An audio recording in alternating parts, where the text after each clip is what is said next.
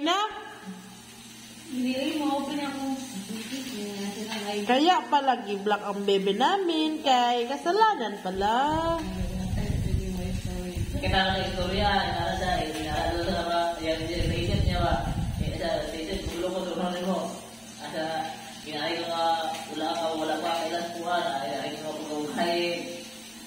Sala pa rin mga magiging siya nanay gift pamali ang babae gigna mo siya kabubuhan. Kaulan, rewind naman.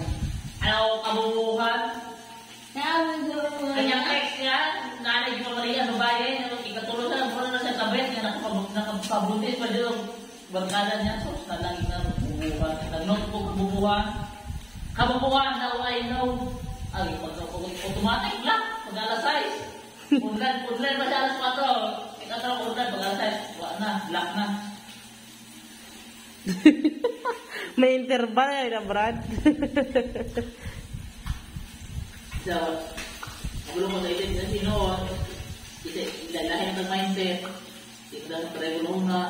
Magulo ko sa muna. Ang paglaban mo sa kuha. Ang ko na paglaban. Sakitan po ka Brad. Wala ba, sakitan. Kita mo na ko yung anak ba? Hindi ka mga mabuano doon karon. Mukhang bibig mo man siya. Namatay ko eh. Namatay ko eh. Dali, malong nga!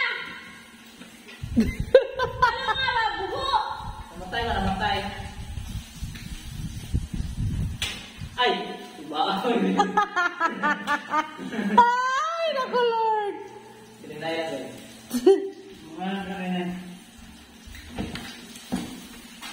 Tanya ko mga pilakadlaw Brad, mag-chat na po. Ay! Wala ko rin so. Wala ko. Ngay, balik na po ng dati. Wala ko. We. Dito ko update. We. Dito ko update na sige. Ito ko ginabuhat. Dito ko itunggal na sinuot. Ito na, ginabuhat na ako. Pero nalab po ni mo siya Brad. Hindi nyo na ito.